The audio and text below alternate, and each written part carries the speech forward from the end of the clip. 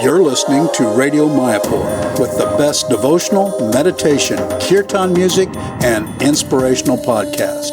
This is Radio Mayapur.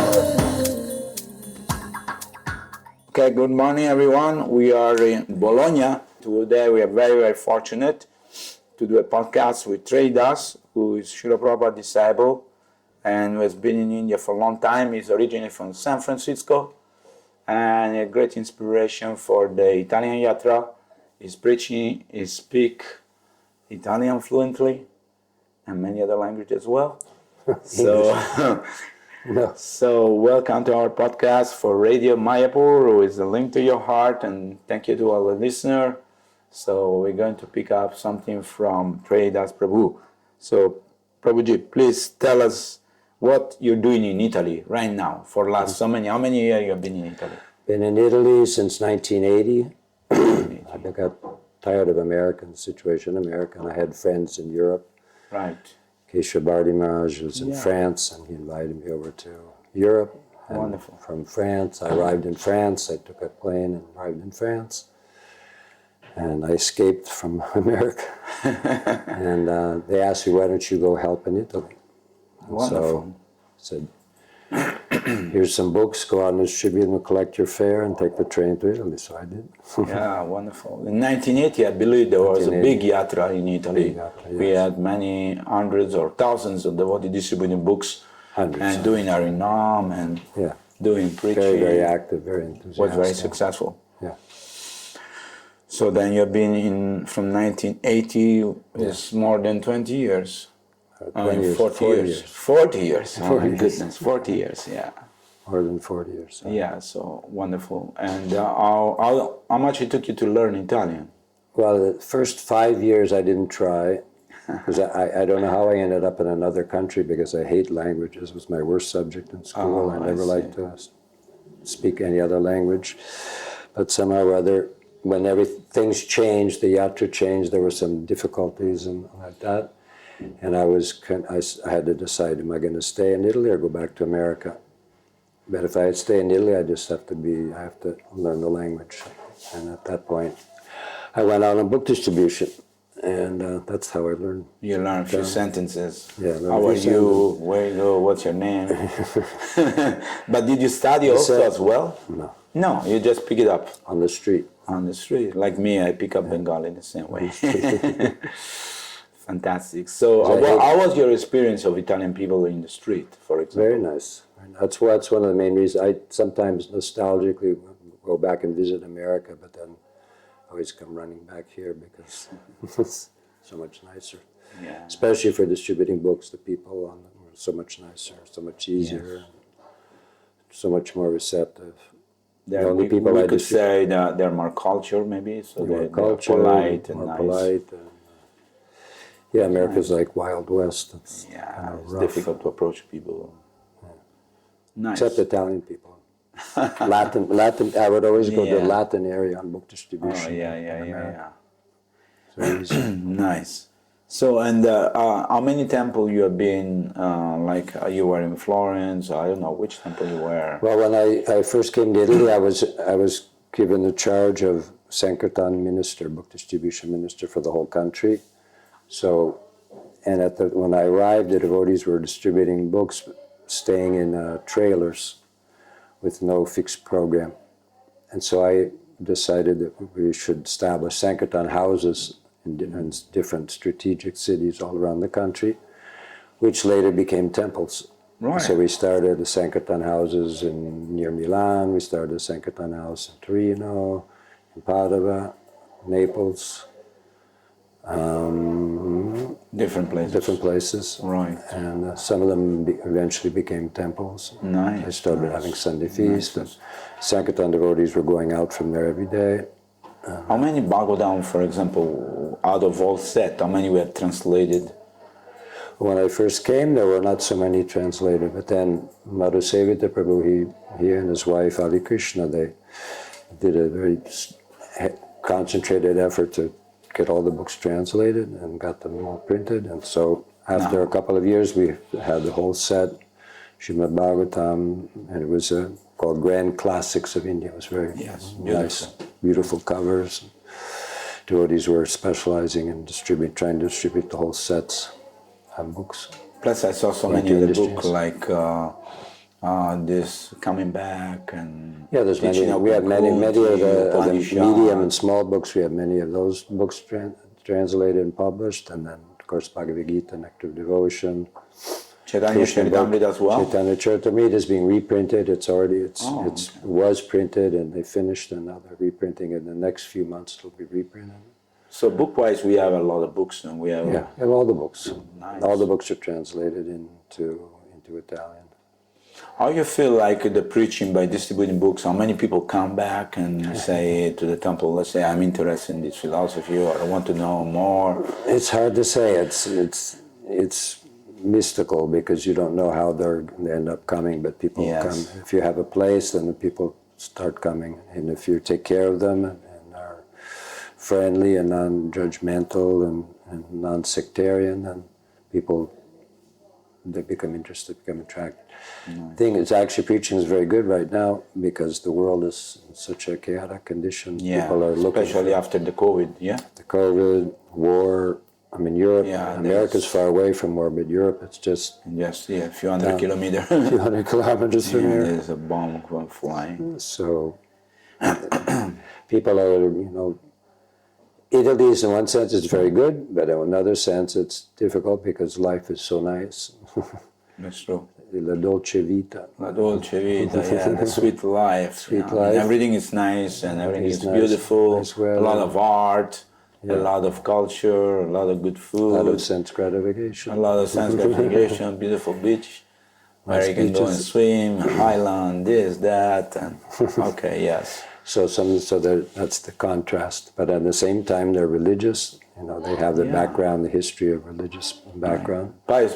Pious people, so they can also be favorable. Absolutely. It's not difficult for them to understand God as a person, God is the Supreme Personality. Actually, it's funny, in all the church you go, we always find a Murti, or we can say a statue of Mother Mary, or some priest, or some they say we're not supposed to worship, but they all have their deities. And they all like to offer lamps and candles and flowers. It's a natural, instinctive reaction to want to love somebody. Devotion, yes. Okay, Trai Das Prabhu, just tell us also, how did you first come in contact in San Francisco? You were born, and how in 19, I don't know, which year you joined, 1970?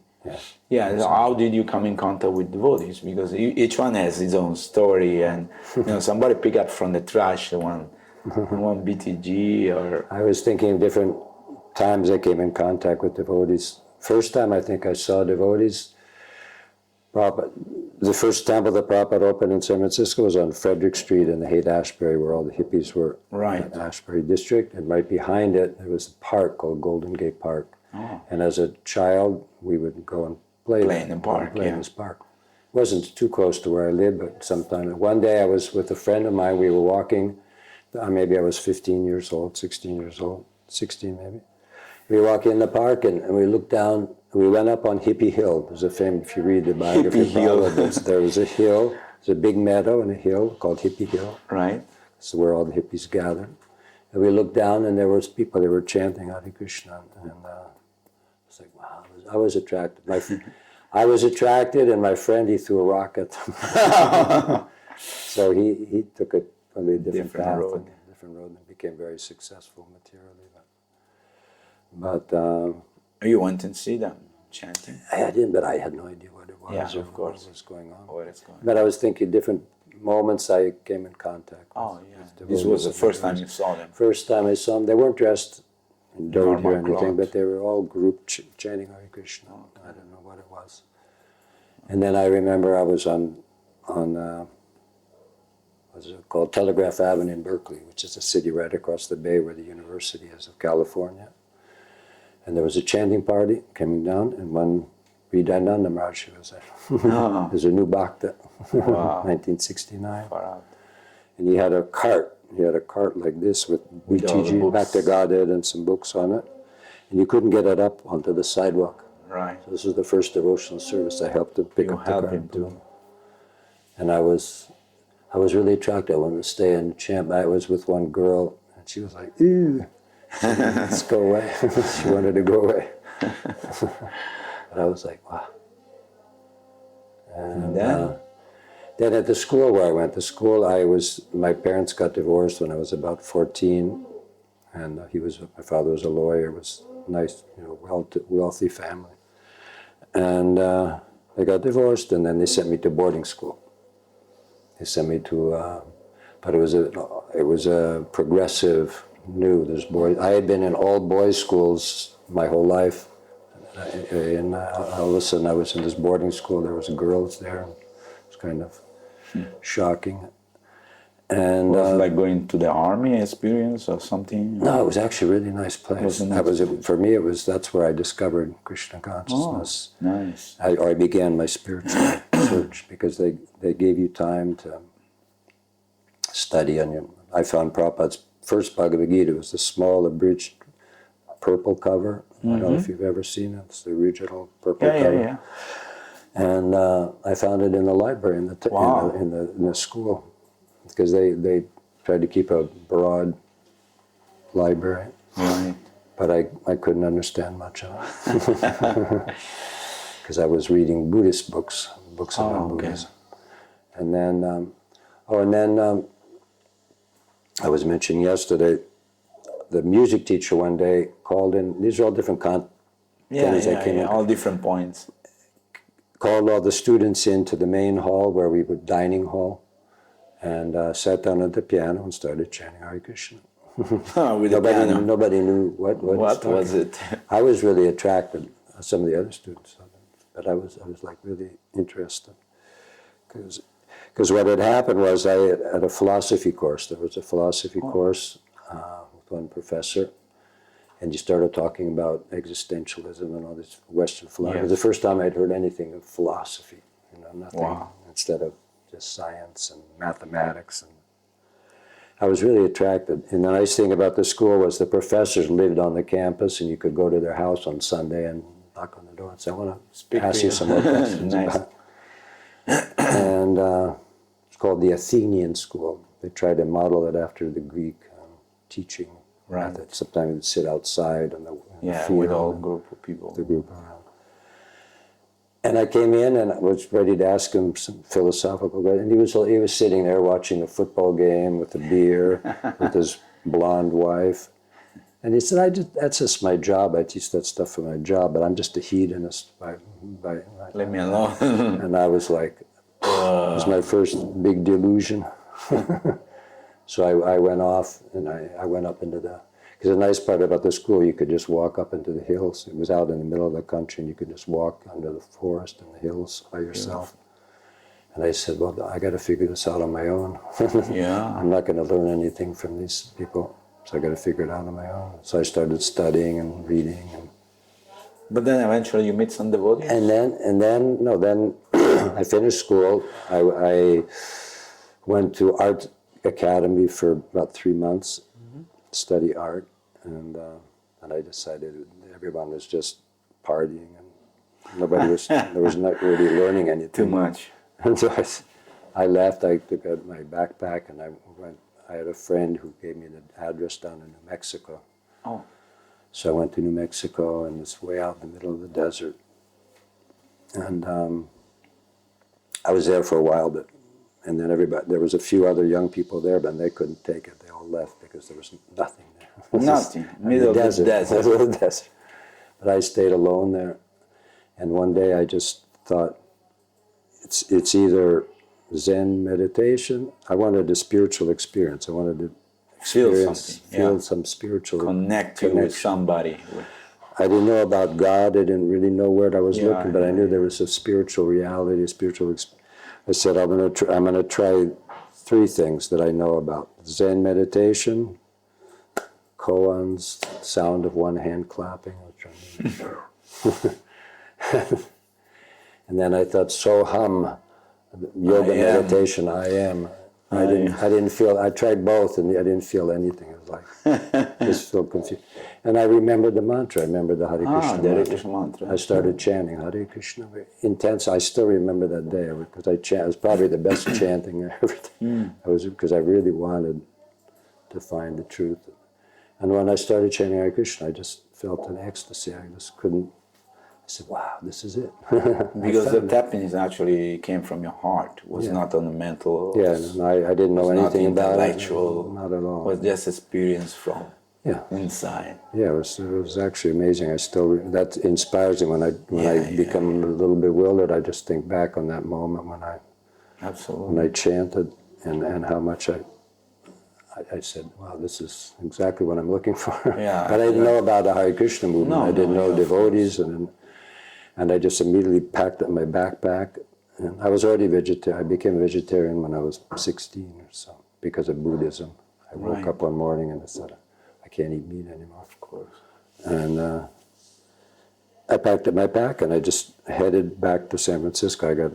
I hitchhiked. I got a ride somehow or other. I got a ride practically all the way to San Francisco from New Mexico. And this friend of mine, he left me another letter. He said, there's some other communities in Hawaii. Oh. It only cost about $100 to fly to Hawaii from San Francisco in those days. And so I had a list of 4 different places. I got off the plane, hitchhiked, and the next thing I know, I was in a community, an ashram. It was Siddha Swarup. I don't know if you ever heard of that whole story. In Hawaii. It's still there, right? Yeah, as far as I know, he's back there. And I found myself there, and they were chanting Hare Krishna. They were following more or less some spiritual program. They had pictures of Krishna. And I found a Back to Godhead magazine, and I said, yeah, this is it. But they were kind of against ISKCON. They were kind of like, had their own thing. And even at that time? Huh? Even those days. Even back in those days, there was people like that. Because ISKCON have too many rules and regulations, and you just have to be spontaneous and love Krishna. Right. That was their thing. But I was reading about the Godhead, and I could see that there's something wrong. Yeah. And he wasn't staying there. He was staying on another island with another ashram he had. So I went there, and he was there being massaged by ladies all around him. And I knew enough from my Buddhism, and I said, this is not right. This is not correct. This is off. Something wrong. So I went back to San Francisco, and then shortly thereafterwards, we had the temple in San Francisco. Temple was in San Francisco, on Frederick Street, that little storefront. But they told me Prabhupada is down in LA. Oh. So I hitchhiked to LA. And you met Prabhupada? Oh, I'll tell you because it's interesting story. Well, first I got halfway there. I was along the coast, and the road fell out. There was no more road. So all the cars were stopped. So myself and another fellow, we climbed all the way up the mountain, crawled up the mountain on the other side. There was a landslide. It's a landslide, which broke all the road. Yeah, it happened. On the number Highway 1, where it says right along the coast. On the coast, yeah. And I went to the temple, that old temple, La Cienega in Los Angeles, before the temple they have now. They had just bought the new temple, but they were still in La Cienega. Renovating. And Prabhupada was coming, he came there, but it was funny because I hadn't taken up devotional service yet. And I couldn't really see Prabhupada. I didn't have a big impression or a vision or anything. He was there. I know he was there, but I didn't really see him or feel anything. And I went, but I knew that this was the right philosophy. This was the way of life I was looking for. So I went back to San Francisco. I moved in the temple. I went home to my father's house with his new wife and family. I found it. One day I asked. I said, I once saw the hair clippers. I had long hair. My father, for years, had been trying to get me to cut my hair. Your hair. So, my father and his wife, they were in Europe. They were traveling in Europe for vacation. And they were just, her children were there.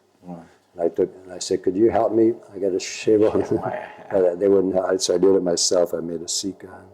Nice. And I asked the next day, a friend of mine, Cigar, right? The same friend who gave me the addresses of these different places. He was kind of like my hippie guru. Yeah. And he said, could you give me a ride to the temple? No, Hare Krishna, I'm going to move in the temple. And the whole way he tried to convince me. Not to. But they're strange, they make so much noise. With this cartel. and he said that, and then I looked after in his license plate. It was, you can, in California you can order your own. Yeah, you can make your license own line. Maya. Maya! It was Maya.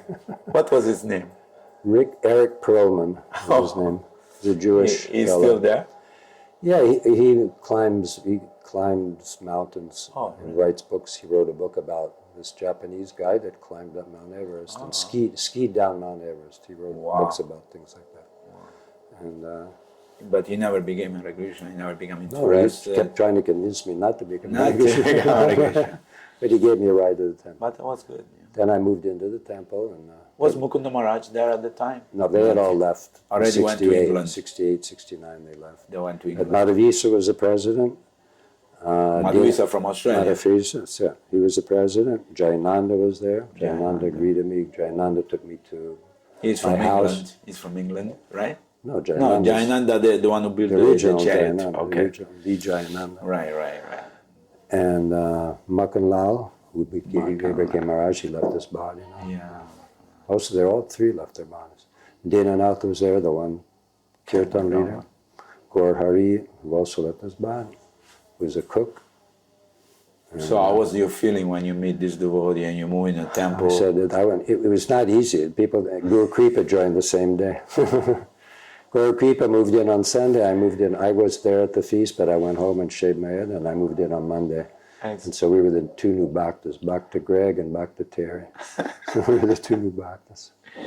Was not easy. Why was not easy? Tell us some story. It was austere, you know. My house where my father lived, it was a 3-story house overlooking San Francisco Bay, you know, with rich, wealthy position. And then this is a little storefront. They didn't have beds or ashram. Sleep on the floor. There's a basement. There's a basement. Underneath there was the store, and then the basement, no windows.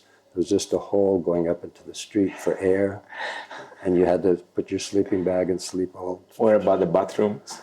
There was one bathroom, one shower, only cold water, no hot water. And then we would go out and chant all day. We'd go out in the morning, and you'd chant all day long. And it was right on the main corner of San Francisco, Market and Powell Street in San Francisco. 4 or 5 blocks from where my father worked in this law office. He probably came by and saw me. Dear God, did my son become Hare Krishna? And we looked really strange. I mean, of course. we were really kind of shocking in those days. Because it was new. But then, I was determined to stay. Against all odds. Then after... Were the other inmates friendly to you? Yeah, no, it was friendly. Nice. Dinanath was kind of taking care of us. Dinanath? Yeah. It was funny because they would say, we just should chant Hare Krishna. We just chant all day, chant Hare Krishna. And I said there were these books, the Srimad Bhagavatam, the first canto, Prabhupada's first books. He said, you can't understand. I mean, you don't bother trying to read, read any books. Just to go out and chant. Life philosophy. Everything will come just by chanting. So we did that. We just chanted. That's good. Chanted all day. What about the prasadam? Prasadam was okay, but austere. I mean, the big thing was the Sunday feast. Yeah. If you didn't have the Sunday feast, it would have You been... cannot survive the other week. the rest of the week. But Sunday every day feast who was the cook and what you will eat? Gauri was the cook. It was rice, dal, chapatis, and sabji. But then at a certain point, something came out in Bhagavad Gita where Prabhupada said that fruit and vegetables are extra. All you really need is grains. And so somebody got in their head that we should just have dal and chapatis. It's all we needed. So for about 6 months, it was just dal and chapatis. That's all. Nothing else. That's why you're so skinny. It was dal and chapatis for 6 months. That's why the Sunday feast was like that. They made really elaborate Sunday feast. Yeah. Nice Sunday feast. Simply wonderful. Rasgulla. Bharats, gulab jamuns, trying to remember. Samosas and bharats were like fixed. Nice. In Madhavis and Gauri, they would eat half of them. They would take half the bharats and half the samosas and go down in the basement and eat them all all. of them. And the rest was for everybody else. But then when did you take initiation and you actually came in contact, you spoke to Srila Prabhupada? When was that? After 3 months that I was there, they were going to have the Rath Yatra in San Francisco. Jayananda was building the first time they had 3 carts. They built 3 carts that year, 1970. And so Prabhupada came up after 3 months. And we were going on Harinam every day. So Prabhupada arrived from Los Angeles to San Francisco. And this time, because what I realized was because I did devotional service and I chanted, then Prabhupada revealed himself. He was revealed. So what was your impression when first you saw Prabhupada? Now second time, whatever. Second, but the first real time. Yeah, the real time. So what was your impression? How much love he was giving, how he was my savior and my all in all, and how much love he was giving, and how he just didn't look like he was walking on the ground. I mean, we all had the sensation that he was just floating. It's like everybody, we all were at the airport crying. Because Prabhupada was very small also. Very small. Stature-wise. Yeah, physically he was short, but big personality. A very powerful personality. And you ended up speaking with him also? One time. To some degree, one time, yeah. What was your interaction with him? I don't think I can tell you. Oh, come on. Well, it was very personal? Yeah, very personal. All right, but was nice? Embarrassing. It's an instruction that's remaining. I'll tell you after the Wonderful interview. But that was a couple of years later. But in that time when Prabhupada came for Rath Yatra, it was a special Rath Yatra because at one point the Black Panthers, a bunch of black guys came to attack the devotees. Wow. And there was one devotee there named Keshava, who's also recently lifted. He was a biker before. He was a motorcycle Hell's Angel, big guy. He loved to fight. Yeah, I remember. So he said, "Charge! Come on, everybody, come, and we're going to defend the devotees." No, and he got there in front of all these black guys, and he was alone. He was all alone. He just took them all out. He just really knocked them all out. Amazing. He was big. Yeah. He was a big guy, and he was fearless. He was very strong. But why the Panther wanted to attack us? Because there was one black devotee, and they were saying, "You shouldn't be here. You're taking black people." I don't know why. I didn't even never understood exactly why. It's a famous Rath Yatra. There's pictures of Prabhupada. He had a very long dhoti that dragged on the ground, and he was dancing in a circle of devotees. There's films of it. Yeah. And he has a shirt. It's a cowboy shirt. Some Mataji made it for him with these pearl buttons. Yeah.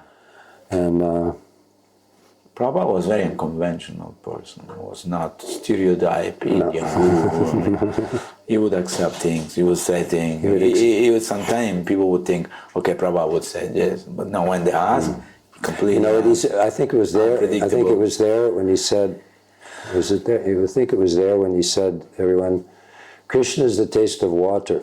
Yeah. He's also the taste of wine. Yeah. So even if you drink your wine, if you're a drunkard, if you're drinking wine, think Krishna is the taste of the wine. So you can become a devotee. And then you become a devotee. Yeah, amazing what to say. Because he was there in front of all these hippies. Yeah. Those crazy people. Lost in time and space. And then let me tell that because when we got to it was a long route, a very long trip. It was the whole length of Golden Gate Park, which is a few miles. With 3 chariots. 3 chariots. And Prabhupada was sitting on a chariot? Sitting on Subhadra's chariot. Down? No, he was sitting on the whole time. It was a long route. Yeah. They tried not to have him go on the ship because they said, these black guys, it's dangerous. And I said, no. Don't worry. Prabhupada was fearless. Krishna took care of them. Right? Yeah. And so we got to the festival. There was a big auditorium called Family Dog at the Beach. That's what it was called. It was at the beach. We ended up at the beach. It's cold. San Francisco was always foggy and cold, windy. But there was thousands of young people distributing prasadam. And then what happened was that the whole hall was full. It was a big auditorium, and it was all full of young people. And Prabhupada got up on the stage, and all of a sudden, Brahmananda, who ran Maharaj, runs in, and he had just come from Japan. Wow. He tells the story how he was pushing the publishing company, Dynapan. I need a sample copy. You got to get it ready to go back, bring to Prabhupada in America. I said, no, not possible, not possible. So he was getting on the plane in Tokyo, and they drove right up to the plane, and they gave him a box of the first copies of Krishna books. They really wanted him as customer, I guess. Beautiful. And so he came at that festival, and I was there, and I saw it, and he Give to gave Prabhupada. to Prabhupada, this is the box of Krishna books, and showed him the Krishna book, and Prabhupada looked at it. Then he held it up and said, who wants it? And devotees all ran up, $10, Prabhupada. And usually sold it for $8, Prabhupada sold it for $10. $10. Everybody came up with $10, which in those days was not a Yeah, it was small quite a amount. bit, yeah. And sold the whole box immediately. And then he had one copy, and that's Prabhupada's copy. Prabhupada said, no. And he sold that. No left. Amazing. So the devotees were all in In ecstasy. ecstasy. And then, what else? So after the Rath Yatra, then you had a festival also for a few days, or no? Just No, Rath it Yatra? was just a big, at that auditorium at the end of it, that was the end of it. That was it. And Prasadam. But I was thinking of the other Rath Yatra that I went with Prabhupada, which is 1974. It's famous. Tell us the story. Yeah. That's a Rath Yatra that there's a lot of films of it. Prabhupada's up on the stage, has a white sweater, big garland of gardenias. And, In San Francisco. San Francisco. That was still in after San how Francisco. many years? 74, 1970, 74. So 4 years later. 4 years later. Same chariot. Same chariots. Same By this people. time, they stopped in the park, not at the end on the beach. They stopped at the park, and they had a big stage. Okay. And Prabhupada was up on the stage with the deities behind, Dancing. Jagannath Subhanamallah, and he was dancing. There's it's a famous film and pictures. I'm sure you've seen it, with all the different leaders who were on the stage. Many different senior devotees were on the stage, all looking at Prabhupada and crying in ecstasy. And I was down in the crowd, and I still remember it. It was like you could literally feel that Prabhupada just went. It was like throwing waves of ecstasy, and all the people were like. You could just feel it. And if you look at the picture, you can see how he's smiling like anything. He was throwing flowers. Yeah. And the kirtan was just so ecstatic because he was there, and he was just giving mercy, giving ecstasy, For everybody. like anything. So all like the people unforgettable experience for everybody. Yeah, not just yeah. for you. I mean, for thousands of people, hundreds of people that they were there. Yeah, it was like really spiritual energy just came came pouring out from mercy, came pouring out from Prabhupada. Because you just look at all these young, lost people, so far away from Vedic culture, from India, and here they're all chanting Hare Krishna, and Prabhupada just Want to distribute the mercy, gave the Lord mercy Chaitanya. like anything. Yeah, it was amazing. Wonderful. And then the next time was in New York when Prabhupada, it was the last visit in 1976 in New York when they got the big temple. Yeah. And they had the first Rath Yatra in New York. I was fortunate, I was there. I was living at that temple. We had been on the Radha Damodar traveling Sankirtan party and With Tamal Krishna Maharaj. Tamal Krishna Maharaj, and then one of our groups with a devotee, we stopped there and they kind of took over the New York temple there, the new building, Beautiful 13-story building. building, Yeah, which, anyway, It's amazing. amazing. Yeah. And Prabhupada came for that Rath Yatra. Rath Yatra and to see the new building. And there's a famous picture of him sitting on the roof, looking over. I mean, can you imagine? We're talking about 10 years' time, from nothing, from living in the Bowery, and then a little tiny storefront, big like this. And then there's a 13-story skyscraper, and then he's looking out, smiling like anything. And Big accomplishment for Prabhupada. Yeah, it was Travel like- around the world and establishing this movement in a very short time. yeah, in 10 years, Getting then all of a thousands sudden, of in New people. York City, right in the smack in Manhattan, in the center of New York City, have such a beautiful temple, huge temple. 13 stories. Yeah. Which is not a lot in New York, but it's Yeah, 13 stories is still, it's a big building. But So the Ratha Yatra was nice. the theater was amazing. And devotee came from all over America? Yeah, all Or over from America, all over the East Coast for sure, and then some from other parts of America, but all over the East Coast there was lots of devotees. And Jayananda was there? Jayananda, he organized it, built the carts with great difficulty because Jayananda he already had leukemia. Yeah. See, leukemia, and but he built the cart, and when he couldn't walk, he was organizing, directing, but he walked the whole way. He, drove the cart, guided the cart the whole way down Fifth Avenue, which was like his glory. Prabhupada was so happy. I mean, from there to be walking down Fifth Avenue with the Ratha Yatra festival with 3 big carts was like an incredible Unbelievable accomplishment. experience. Yeah, it was an incredible accomplishment. He was so happy. Did you have any personal interaction with Jayananda Prabhu? Lots of, yeah. Okay, tell us something, because he was, everybody I met say, I never met him, but everybody say he was a very special person. He was everyone knew that he was the most advanced devotee. Everyone was like an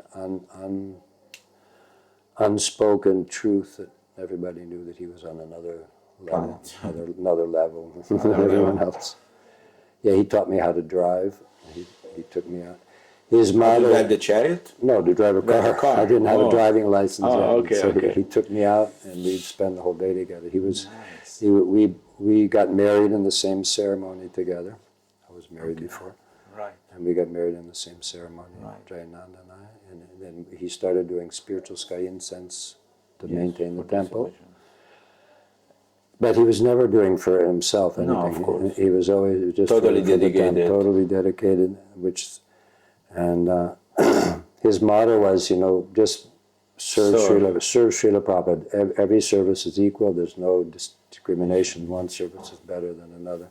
So whatever is the needful to do to push on Prabhupada's movement, let's do it. He was ready to do it. He's ready to take the garbage out. He was ready to do the business to maintain the temple. He was ready to go out on Harinam, driving taxi, anything, just to push on Prabhupada's movement. He was a very sweet person also. Very sweet person. Also, I heard the story like when he went for collection of, for the Ratha Yatra, he went to some big dealer with banana and stuff, where maybe mafia guys, and they say, don't go see this guy, that mafia. Yeah, he would melt the heart of But everyone. he went and people became friends with him. They all became friends with him. Everyone loved him. Everybody was asking about him after. Where is Jai?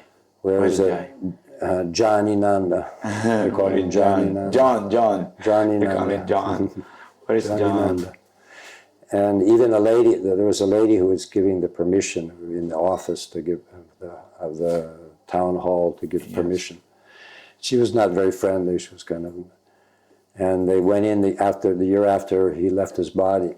They went in to ask permission again, and the lady immediately asked, where is he? Where's Jayananda? Oh, he died. She started crying immediately, spontaneously started crying. He touched the hearts of everyone he met. Because he was such a humble, genuine, loving, spiritual personality that you couldn't help it. He had zero, and if anyone started talking bad about some other devotee, he'd immediately leave. Walk away. He would never stay around to hear anything bad about any devotee. He had all Vaishnava qualities. Amazing. For me, he was like the best, perfect example of. And sometimes devotees would compare him to Haridas Thakur because Haridas Thakur couldn't bear they're humble, but also it's actually the first devotee I saw, because when I walked in the storefront before moving, when I was deciding to move in, he was there all alone in the temple room, sitting in front of the Vyasa and talking to Prabhupada. Prabhupada wasn't there physically, but he was praying. He was praying out loud. Prabhupada, please remove these desires from my heart and purify me. He was praying like that and chanting really intensely. I mean, it was really intense devotee. Very touching. Very, very amazing devotee. I'm very fortunate that I had this association. Yeah, amazing. He should be the example for all. But Haridas Thakur, because of the fact that Haridas Thakur wanted to leave before Lord Chaitanya, he's told Lord Chaitanya, I know you're going to leave pretty soon, and I couldn't bear your separation, so please let me go be appropriate first. So I think Jayananda, he left just some months before Prabhupada left. He wouldn't have, everything that happened after Prabhupada left, he wouldn't have, it would have been too much for him, intolerable for him. So Krishna took him. Nice. But before he left, he was able to start the first Rath Yatra in Los Angeles. Even with leukemia, he couldn't walk. He organized the first Los Angeles Rath Yatra. He made many devotees also. Made many devotees. He was always preaching. Even in the hospital, he said, send me some more Bhakti magazines. He to give prasadam. And he loved prasadam. He loved prasadam. He was big. He was like almost 2 meters high. He was very big, strong, powerful personality. But just totally dedicated to serving Prabhupada's mission. Wonderful. Any other devotee that you remember left an impression in your spiritual life during these years? Of course, many devotees, I'm not saying, but which one is the most, you feel like? Well, at that time, Madhavisa Prabhu was the president, and he was everybody loved him. He was a very inspiring and charismatic and very caring devotee. I remember when he came back, there was some confusion that Maharaj was mentioning how all the sannyasis, they arrived in Japan. That's when Madhavisa was one of them, because some disciples had kind of changed the philosophy. They were influenced by, that was a long story, and Madhavisa had gone there, and he came back, and he was crying, and he said, Prabhupada said, we have to become more serious, and we have to start following. We didn't have a morning program. When I joined, there was no morning program. We just got up, chanted your rounds, and we went out on Harinam all day. But after that deviation and problem that happened, the Prabhupada established Mangalarati, Srimad Bhagavatam class. Because devotees weren't reading the books. They weren't reading the books. They didn't know the philosophy. That's why they were confused by what these deviant devotees were saying. Also, I think they interpret in a different way, because each one can read the book, but then they can interpret it. But Prabhupada was there, so we could consult and say, okay, what do you mean by this? And then Prabhupada would say, no, this. Yeah, no, but there was one devotee, Rupanuga, he defeated them, their deviant philosophy, because he read the books. He was reading the books, and then he said, no, Prabhupada says this, what you're saying is not true. Like that. So Prabhupada instituted the morning program.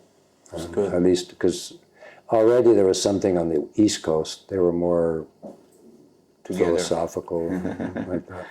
The West Coast, we were just chanting. Like EP style? They were like more EP style?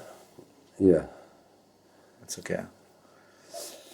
So tell us, coming back to the present day, like Italy preaching, how you see yourself in the future, how we can approach new people, how we can influence the youth, because I know you are in Bologna. This is the biggest university in Italy or in Europe. Italy, maybe in Europe. There's 80 ancient place, 1,000-year-old university. Yeah, a lot of people from all over Italy, all over the world come and study here, and I know you are approaching a lot of youth. So how you feel like we can influence? I'm not saying people to join the temple again. Yeah. To begin adopting Krishna consciousness in their life. Yeah. What I was thinking was I took the inspiration from Kalakanta Prabhu, who's a devotee in Gainesville in Florida. Okay. And he started the program. It was very, very successful with universities with young people, and called the Krishna House. And part of his idea is to create that same atmosphere when Prabhupada first started.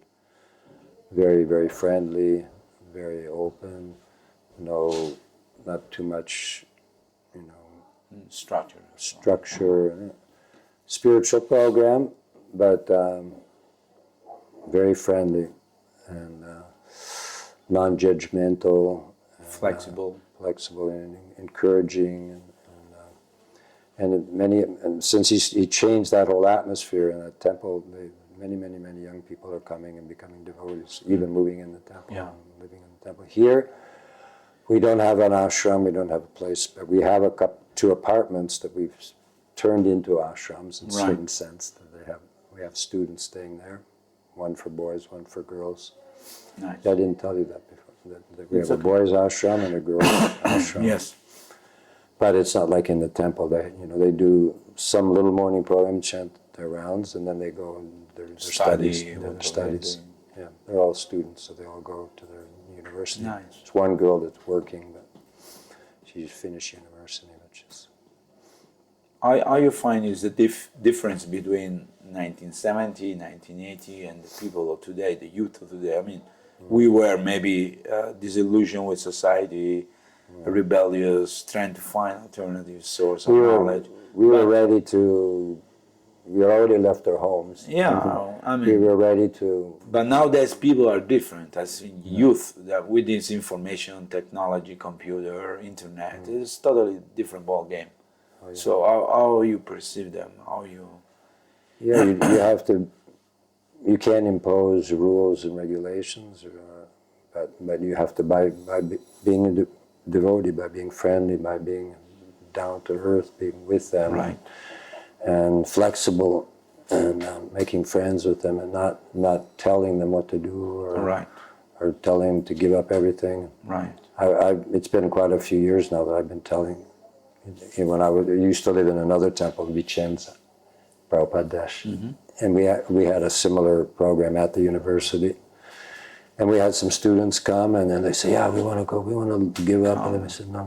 I tell them, just finish your studies." Yeah. And I remember this one boy. He got a doctorate in astronomy and physics. Became a doctor in physics and astronomy.